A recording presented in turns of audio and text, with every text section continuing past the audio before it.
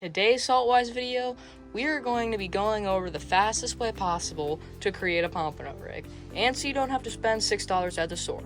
Now for the stuff that you're going to need some mono or fluorocarbon, you're going to need some hooks, a swivel, and then you're going to need a clip to attach your weight. The first thing that you're going to want to do is put your mono on this little peg right here. You see this little circle? You're just going to want to simply put that right through. Now you're going to want to grab your line, and you're going to see that you're just going to be able to get the line freely from that spool right there, and then you're just going to want to put it through these eyelets.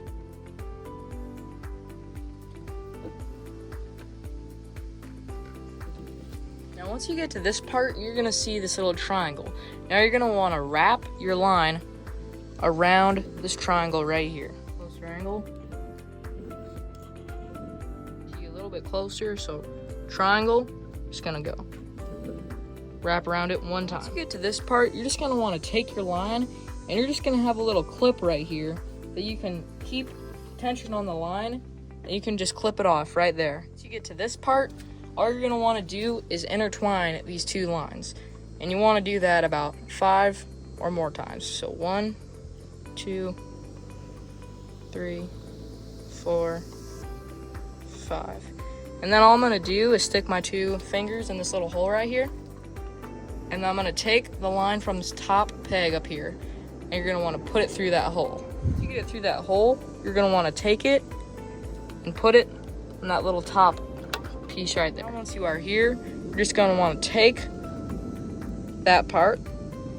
You're just going to want to put it on these 2 top parts. You're going to want to slide it off just like that, and then start giving it tension until it forms into that little knot. We've done that. You're just going to want to unclip over here and then grab over here by the knot, and you're just going to want to wrap it around the triangle again and then clip it over here.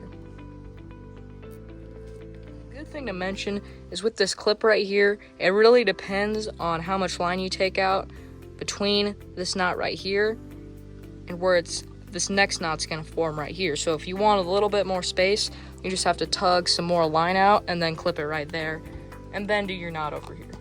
For us, we don't want it too far apart, so we're just going to leave it right there. Now if you're not done, you can unclip for the last time, and they're going to want to come over here and cut your line. The tip is, if you cut right here, this is all the line that you're going to have to tie your knot. So you're just going to want to make sure that you take out a little bit of line so you can cut right here and you have some space to tie your knot. Once you've done that, you can just come over here and tie your knots. Now the knot I'm going to be using is the Palomar knot. What I'm just going to go ahead and do is fold the line over, just like so, and then you're going to want to put it through the eyelet. Once you have done that, just going to want to create an overhand knot, just like this, and they're going to want to put this little loop through there, okay? Now we're not done yet. You're going to want to take this loop, you're going to want to put the swivel through it, just like that.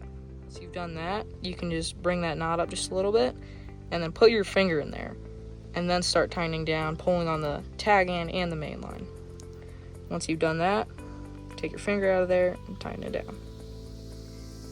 And then I just went ahead and cut that tag end off. Now let's do the same thing on the other side. Weights go, depends on how rough the surf is, but you can usually use a 2 to 3 ounce. Usually you just want to put your weight on when you're at the beach. The hook on, we're just going to want to take this loop and then pinch it down, kind of like we did with the Palomar knot. We're going to want to take our circle hook and make sure you put it through the back and then send that loop through, and then you're just going to want to put the hook through that loop right there, and then it's going to stay on just like that. Then you can just go ahead and do the same thing with the other hook.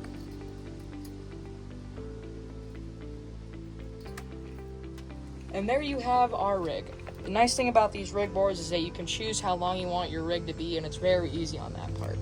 If you want to make a whiting rig, you just want some low pound test fluorocarbon, you're just going to want to do a single drop, what I did the first time, and then you're basically just not going to want to make a second loop, and then just tie all your knots.